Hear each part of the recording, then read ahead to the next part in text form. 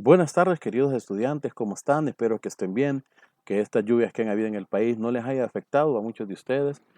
Seamos solidarios con las personas, por favor, tratemos de ayudar, de estar pendiente de las personas que están con mayor necesidad que nosotros. Quiero comenzar estas últimas clases, porque debía haberlas dado la semana pasada, diciéndoles de que estas últimas clases van a ser bien importantes porque los ejemplos que yo he puesto antes y los ejemplos que yo he puesto ahora salen como preguntas para el parcial.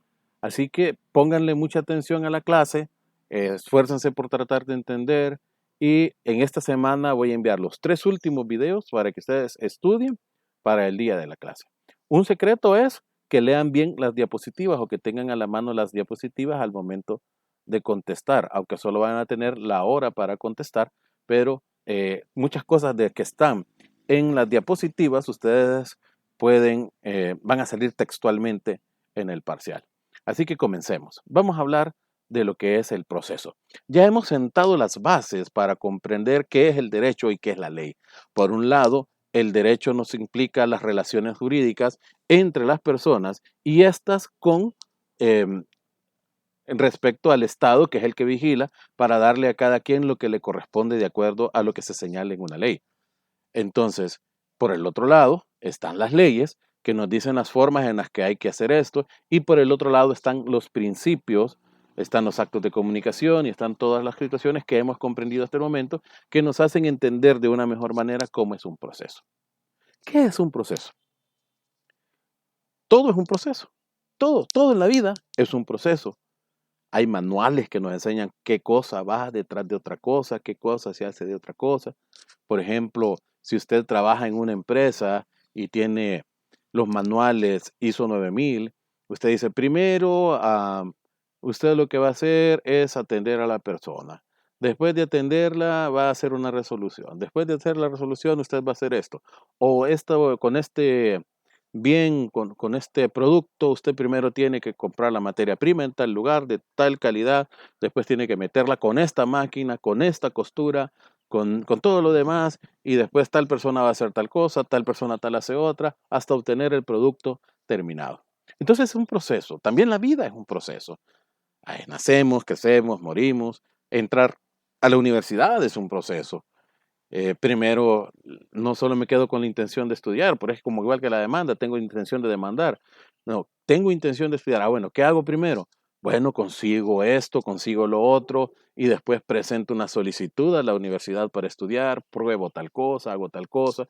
Después, cuando ya todo está comprobado, me permiten inscribir materias. Después de inscribir materias, de tal fecha a tal fecha, es una clase, tal fecha el otro. Todo es un proceso hasta finalizar con terminar el ciclo. Cuando se componen los 10 ciclos estoy egresado y así sucesivamente. Todo es un proceso. Todo está un paso tras otro. Entonces nosotros podríamos decir que cuando hablamos jurídicamente, el proceso no es una cosa más que una serie lógica y consecuencial de instancias bilaterales conectadas entre sí por una autoridad que es el juez. Fíjese bien las palabras que son importantes aquí. La palabra que es importante es serie lógica. Es decir, una cosa no puede suceder sin la otra. A eso nosotros le vamos a llamar principio de preclusión. Es decir, no puede pasar una cosa si no ha pasado la otra, en forma lineal. Esto va primero esto, después lo otro, después lo otro. Entonces el proceso es una serie lógica y consecuencial de instancias bilaterales conectadas. Es decir, que en un mismo proceso están el demandante y el demandado y que están conectadas por la autoridad por el principio de contradicción.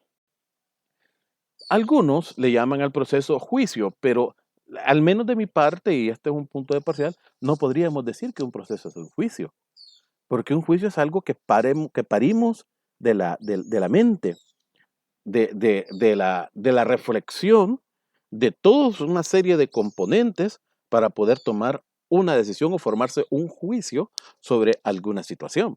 Entonces, en ese sentido, por eso dice amplio equivale a juicio, porque al final la sentencia podríamos decir que es un juicio que emerge de la plena convicción que tiene el juzgador de las pruebas de una parte, las pruebas de la otra parte, los hechos narrados para formarse un juicio y decir qué es lo que realmente sucedió o a quién le corresponde cada cosa con las pruebas que aportan. Pero yo no me atrevería a decir que juicio es lo mismo que proceso, ¿verdad?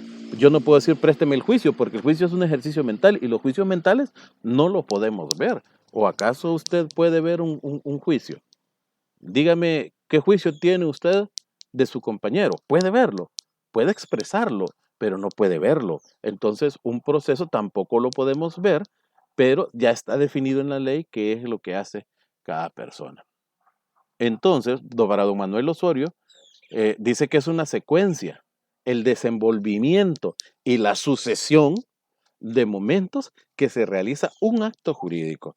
Por ejemplo, aunque el proceso es uno, que inicia, como lo decimos, ojo con esto que es pregunta del parcial, que inicia con la admisión de la demanda, ojo que es pregunta de parcial, el proceso inicia con la admisión de la demanda. Entonces, el autor dice que es la secuencia, el desenvolvimiento y sucesión de actos jurídicos. Entonces, aunque yo haya iniciado el proceso, una cosa va después de otra. Entonces, me presentan la demanda, el juez la estudia, el juez dice, bueno, si la estudio, la admito, no puede estudiar y admitir y después estudiarla. No, primero estudiarla, después admitirla, después hacer el emplazamiento a la otra parte, que el emplazamiento es el acto por medio del cual, como lo dijimos allá, una persona se da cuenta de una demanda. Ojo que esa es otra pregunta de parcial, que es cómo se da cuenta, cuál es el acto de comunicación por medio del cual una persona se da cuenta de que está siendo demandada, y es a través del emplazamiento. Entonces, primero la presentación de la demanda, análisis de la demanda, prevenciones, si no hay prevenciones sigue esto, que ya sería emplazar, después de emplazar contestar, reconvenir, audiencia preliminar, después audiencia probatoria, sentencia, recursos.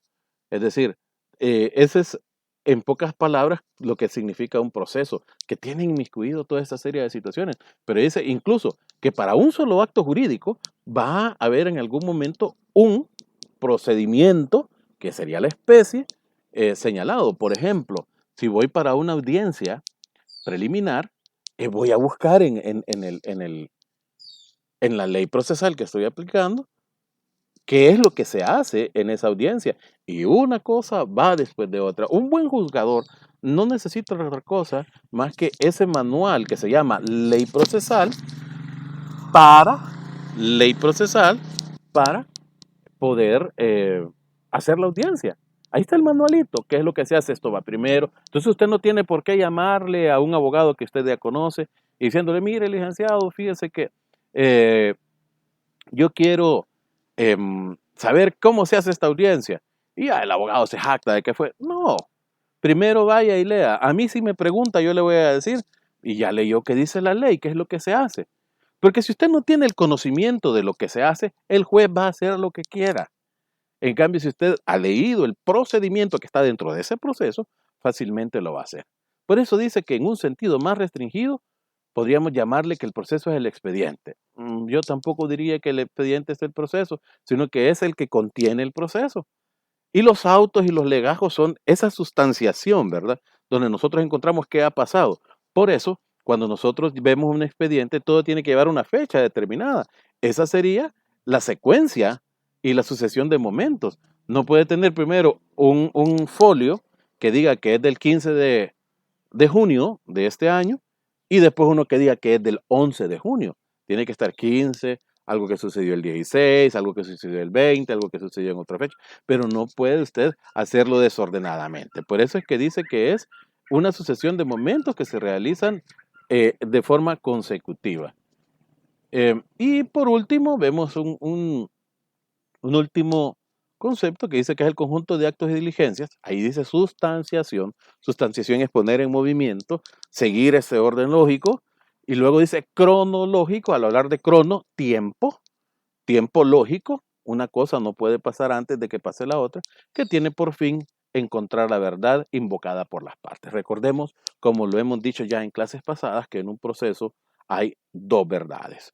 La verdad que dice el demandante y la verdad que dice el demandado.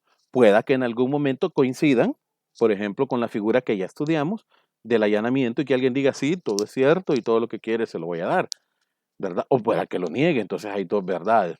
Pero entonces al final, este proceso, este conjunto de actos y diligencias con orden lógico y cronológico que tiene por fin encontrar la verdad, es lo que nosotros podríamos conocer como proceso. Una de estas tres definiciones le va a salir en su parcial. Eh, por eso dice aquí que el proceso inicia con la admisión de la demanda. Fíjese bien, ¿qué tal que Juan llegue a donde usted y le diga, ojo que esta es pregunta de parcial, ¿qué tal que Juan llegue donde usted y le diga, fíjese que dice Pedro que me ha demandado y que eh, pues me prepare porque hoy me va a ganar cualquier cosa? Y resulta entonces que anda bien preocupado y acude a usted. ¿Cuál sería el requisito para que digamos que sí ya empezó un proceso? Bueno, que su cliente haya recibido el emplazamiento, que Pedro haya recibido el emplazamiento, que le ha llegado un papel del juzgado que diga que usted tiene una demanda. A eso nosotros le llamamos emplazamiento, ¿verdad? Mientras tanto, todos se queden habladurías de Juan, que te voy a demandar, que ya te demandé. ¿Qué tal que presenta la demanda y se la rechazan?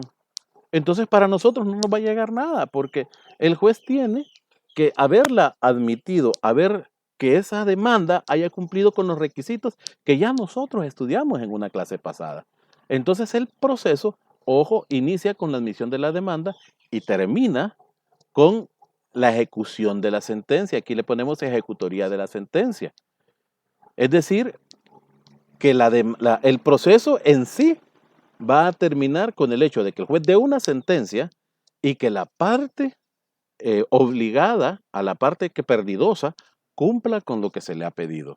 Se entiende que lo va a hacer de forma voluntaria, pero si no lo hace de forma voluntaria, estaríamos ante una pretensión, acuérdense que ya hablamos de las pretensiones, una pretensión ejecutiva. Podemos ir a donde el juez a decirle que se le haga cumplir.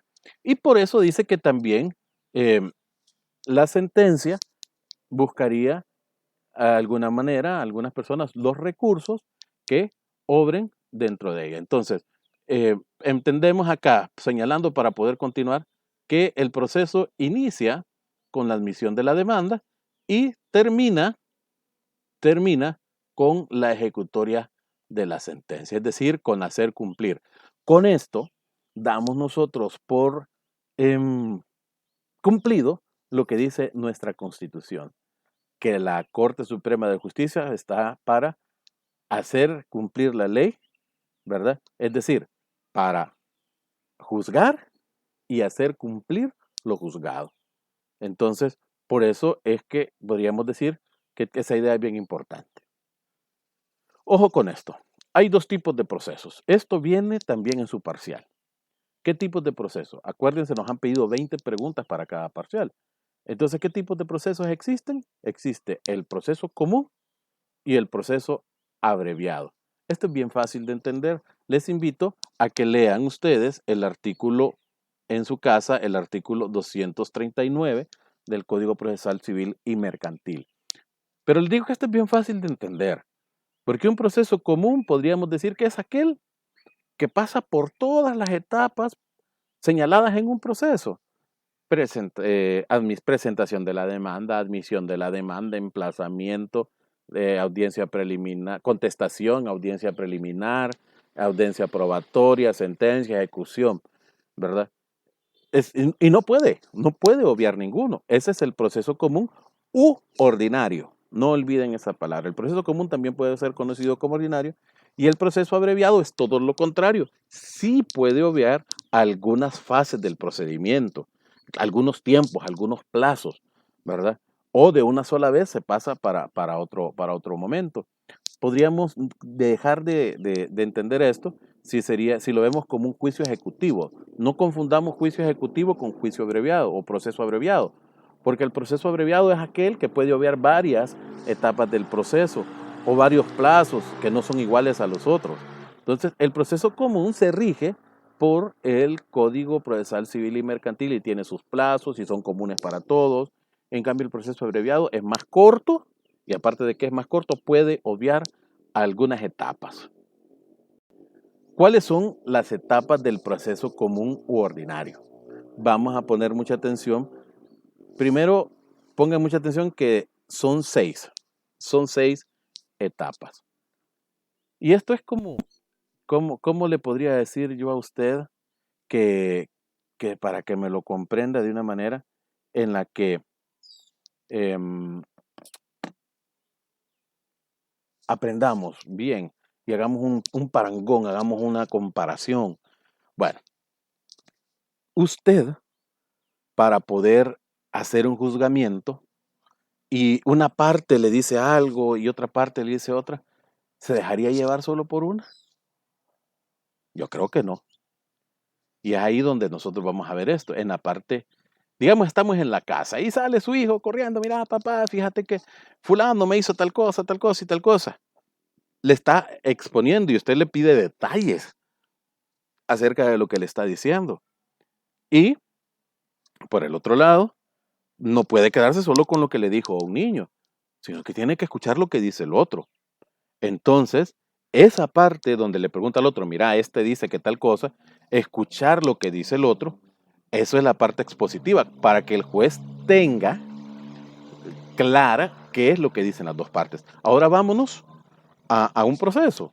Está la etapa expositiva. En esta etapa expositiva, ya lo vamos a ver más adelante más detallado, las partes exponen al juez.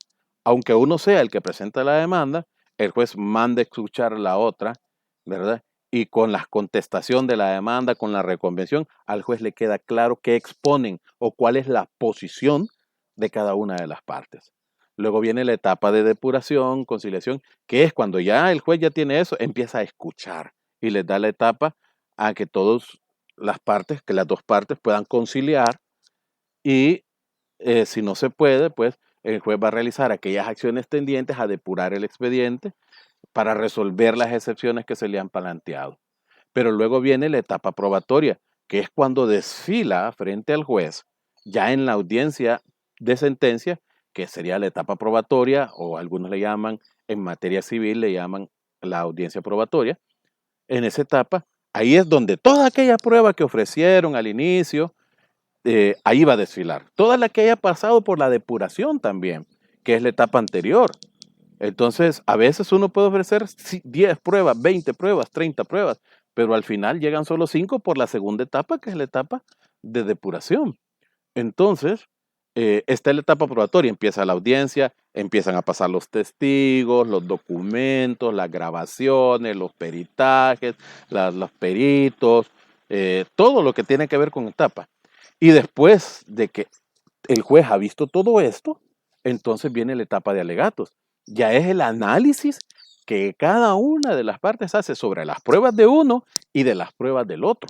Entonces ahí es en las partes de alegatos donde uno dice, señor juez, con la prueba que se ha presentado, yo probé esto, probé lo otro, mi contraparte, por lo contrario, intentó probar esto y no lo logró, y así nos vamos, ¿verdad? Y luego, después del juez haber visto, a eso le llamamos inmediación. Ahora entienden por qué antes hablamos del principio de inmediación, el contacto que tiene el juez. Después de que el juez ha visto toda la prueba documental, testimonial, cómo dijeron, lo que contradijeron, lo que no se dijo, las dudas que tiene, pues lo que sea.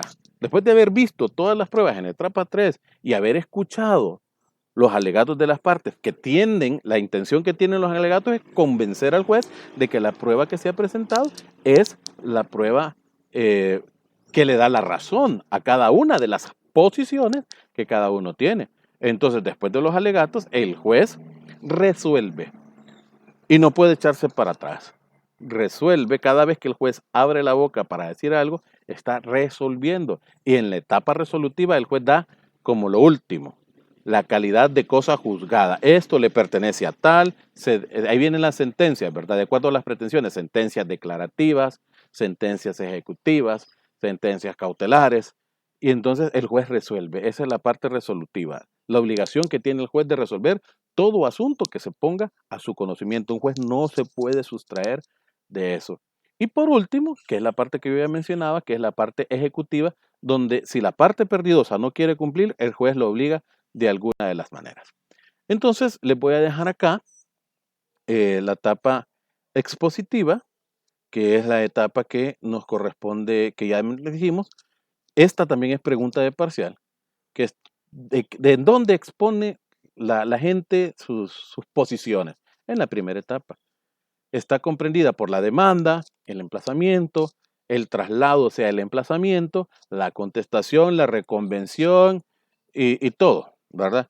Todo aquello que nutra al juez de las posiciones de las partes. Puede ser que haya un allanamiento ahí y ahí termine. Les recomiendo leer los artículos que se encuentran en la diapositiva, el 276, el 281, el 284 y el 285, que nos hablan de cada una de estas partes de esta primera etapa, ¿verdad? Que es el procedimiento que está compuesta por el emplazamiento y el traslado de la misma. ¿Qué es el traslado de la misma? Avisarle al otro que tiene una demanda. Y luego la contestación, que es lo que el otro contesta. Y si éste reconviene, bueno, escuchar lo que el demandado, el otro, dice acerca de la contestación del actor. Y ahí termina la primera etapa. Recordemos, es como que llegaran las dos partes. Mire, señor juez, esto. Vaya, habla usted, cállese. Vamos a ver qué dice el otro. Va, que este lo está volviendo a demandar usted. ¿Qué dice usted sobre esto? Bueno, yo tengo que decir esto. Bueno, aquí nos quedamos. Y allí se están las cosas, ahí se fijan el objeto del debate. Pero todavía el objeto del debate no está totalmente depurado. Es ahí donde nos vamos a la segunda etapa, que es la etapa de depuración, conciliación y decepciones procesales. Entonces, esto se hace ya en la primera audiencia, ¿verdad? Es la primera audiencia y lo primero que hace el juez es preguntar, ¿hay alguna conciliación? Recordemos que como ya lo vimos antes, para poder conciliar se necesita un poder especial. Y entonces aquí el juez ve eso. Entonces, si hay conciliación, bueno, el caso termina aquí y siempre tiene calidad de cosa juzgada. Pero si no hay conciliación, es decir, si las partes no se ponen de acuerdo, el juez va a depurar el expediente, las partes van a argumentar por las pruebas de los otros, y aquí es donde usted va a conocer de todo esto. Aquí es donde usted va a ver qué es lo que realmente se estudia. ¿Para qué se estudia derecho? Porque aquí vamos a ver nosotros si la prueba del otro realmente es una prueba que está bien obtenida, si no está bien obtenida, si es pertinente. Ahí van a ver ustedes más adelante las características de la prueba, si es pertinente, si es congruente, si es útil, que son las características de la prueba. Y si no lo son, en esta etapa, en la etapa de depuración, usted va a argumentar. Por eso es que al hacer la demanda usted tiene que haber pensado antes si esta prueba cumple con todos esos requisitos. Entonces, por eso les recomiendo a ustedes que también le den lectura de los artículos que están aquí abajo, el 290, el 295, el 298, el 309, el 311, que nos van a ampliar sobre esto. Pero en la segunda etapa de lo que se trata es de tratar de conciliar, que ya es una audiencia, y si no se puede conciliar, entonces las partes comienzan a discutir sobre el objeto de debate. Toda la prueba que se haya caído, imaginémonos que se concilia o nos allanamos solo en parte. Ya no es lo que allá las partes expusieron, sino que se reduce a lo que no se ha podido conciliar o a lo que no se han allanado, y entonces el objeto de debate es más pequeño allá en la audiencia probatoria. Entonces, por eso dice, el juez examina la legitimación del caso, las partes que no actúen con propio derecho, busca las conciliaciones, depura el procedimiento. Es decir, hay una parte que es la etapa de depuración donde las partes van afinando esto y lo hacen en la audiencia o en el transcurso de esta. El juez les hace prevenciones de que hay que presentar y todo lo demás. Esto es para prepararnos para la audiencia probatoria, que esta es la otra etapa. Y en esta, ya dijimos que en esta parte del proceso que se desarrolla en la audiencia de sentencia, les aseguro que a más de alguno de ustedes les va a salir esta pregunta. ¿Qué es lo que se hace en la etapa probatoria? Bueno, se desarrolla en la audiencia de sentencia. Probatoria, sentencia, probatoria, sentencia, probatoria, sentencia. ¿Por qué? Porque estamos en la audiencia de sentencia y allí es donde desfila toda la prueba que ya fue depurada, que ya llegó y el objeto del debate está fijado ahí. Entonces el juez va a estar presente, va a ver qué es lo que pasa en la audiencia, va a escuchar a los testigos, va a hacer toma. El que demanda está obligado a probar y el que niega, solo cuando la misma implica afirmación, expresa un hecho. Entonces eso lo van a aprender más adelante. Lo que me interesa es que entiendan que esta etapa de la audiencia probatoria es la misma audiencia de sentencia. Les recomiendo leer los artículos 402 y siguientes del Código Procesal Civil y Mercantil. Y llegamos a la etapa de alegatos, que yo creo que ya también ya les quedó claro, que es aquella etapa donde las partes tratan de convencer al juzgador de toda la prueba que tienen que está a su favor, explicar detalladamente por qué su teoría fáctica, los hechos que él narró, son ciertos porque los ha probado con esto y por qué la otra parte eh, no ha probado. Ese es un error que cometen muchos litigantes, ¿verdad? Alegatos, litigante, litiga, ¿verdad? Mucho litigante comete ese error de que, bueno, hay algunos que yo he podido ver en las audiencias que ni siquiera hablan de su prueba. Presentan la prueba, la desfilan y todo, y a la hora de los alegatos solo dicen que tienen la razón, pero no dicen por qué tienen la razón y por qué el otro no la tiene. Eso es también bien importante. Entonces, en la etapa de alegatos, que se desarrolla en la audiencia de sentencia, se dará derecho a que las partes en forma verbal, principio de oralidad, principio también de economía procesal, principio de concentración, para que las partes en forma verbal aleguen y contradigan personalmente o por medio de sus abogados. Aquí es donde nosotros, de personalmente o por medio de sus abogados, es donde distinguimos entre lo que es las partes materiales y las partes técnicas. Ustedes van a ser la parte técnica, sus representados van a ser la parte material. Entonces ellos también tienen derecho, pero a veces meten las cuatro y por eso es mejor no dejarlos hablar. Pero ustedes decidirán eso en el concurso del tiempo. Lo que me interesa es que sepan que después de que el juez ha visto todo, dice, bueno, ya lo vi todo, le doy la palabra para que usted me diga por qué tiene la razón. Y entonces usted comienza, yo, señor juez, ¿verdad? He presentado esto, el testigo dijo esto, y con eso se prueba esto, y este testigo es fidedigno porque estuvo ahí, el otro no, porque, y empieza usted. Esa es la parte de alegatos. Entonces ahí exponen los considerandos de hecho y de derecho que consideren pertinentes a su teoría fáctica. Debe hacerlo, esto también debemos aprenderlo, debe hacerlo primero el actor y por último el demandado, ¿verdad? Pero esta parte es la que a mí me interesa que sepan que una vez se agotó la etapa probatoria, el juez ya vio toda la prueba, entonces les da el chance para que aleguen. Entonces, se fijan, son tres momentos. Uno donde se expone, otro donde se depura, otro donde se la prueba, la están viendo cómo desarrolla y todos tienen derecho a estar presentes en todo. Y luego que la aleguen y contradigan. Y por último, les aseguro también que esto sale en el parcial, que es la etapa resolutiva, que es la etapa donde donde ya no tienen que ver las partes, ya las partes descansan, ya las partes se sientan y dicen hasta aquí, y entonces entra el juez a hacer ese juicio, ese ejercicio mental, artículo 416 y 417 del Código Procesal Civil y Mercantil. En esa etapa resolutiva, el juez, ¿qué es lo que hace? Resolver.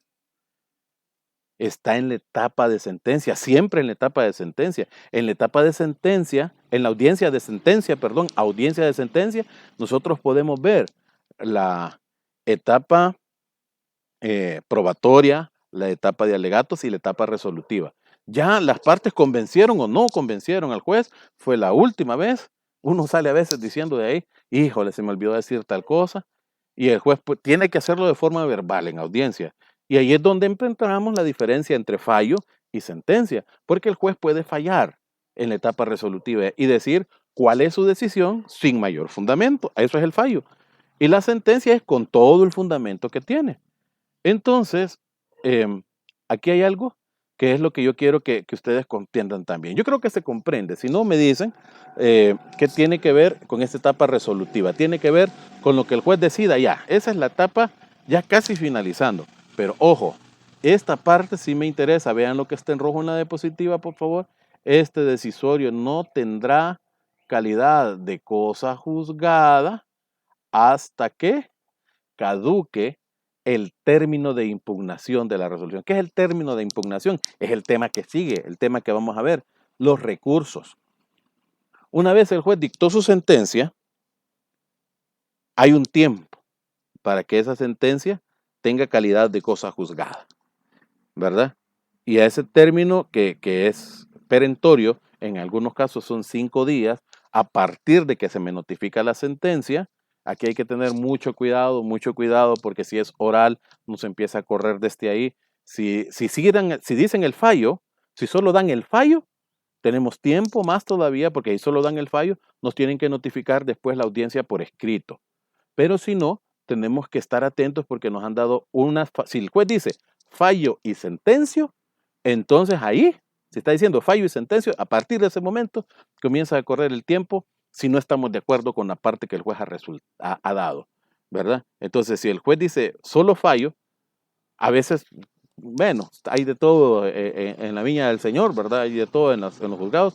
Hay jueces que tampoco saben la diferencia entre fallo y sentencia. Entonces, muchas veces me ha tocado a mí preguntar en los tribunales, su señoría, cuando he perdido, sobre todo, su señoría, con todo respeto, quiero saber si su fallo es fallo y sentencia o solo es fallo, porque hay que tener mucho cuidado con eso. Porque si el juez dice que solo es fallo, entonces tenemos que esperar la sentencia por escrito. Ojo con esto. Pero si nos dice que es fallo y sentencia, es a partir de ese día que nos corre ya el término para poder hacer uso del término de impugnación. Término de impugnación, entiéndase como apelación, en el caso de la sentencia, ¿verdad? Como el caso de apelación.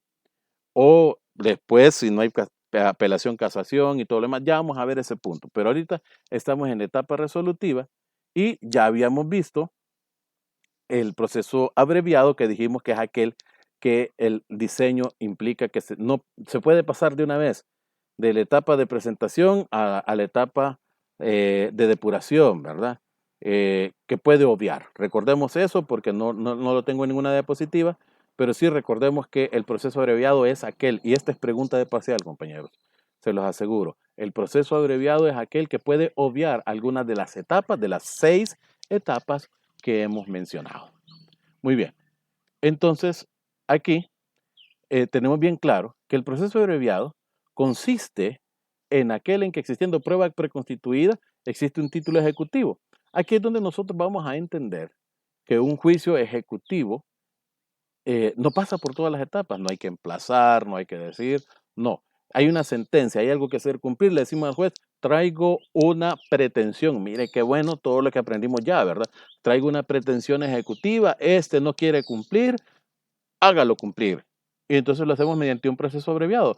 Se manda, imagínense, se manda a embargar las cosas de la persona, no pasó por todas las etapas del proceso ordinario o común, ¿verdad? Y entonces se procede a la ejecución, a hacer cumplir el convenio, la sentencia, y es aquí donde ustedes tienen que investigar cuáles son los títulos ejecutivos que hacen cumplir esto. Aparte de eso, hay leyes especiales, ¿verdad?, que señalan esta situación. Por ejemplo, en los juzgados de Lepina se obvían algunas etapas del proceso en algunos procesos abreviados, como lo es el proceso de autorización para intervención quirúrgica. Sería un ejemplo de un proceso abreviado, no pasa por todos, o sea, los plazos son súper rápidos, le contesta la demanda el día de la audiencia, no le dan el tiempo que el otro tuvo.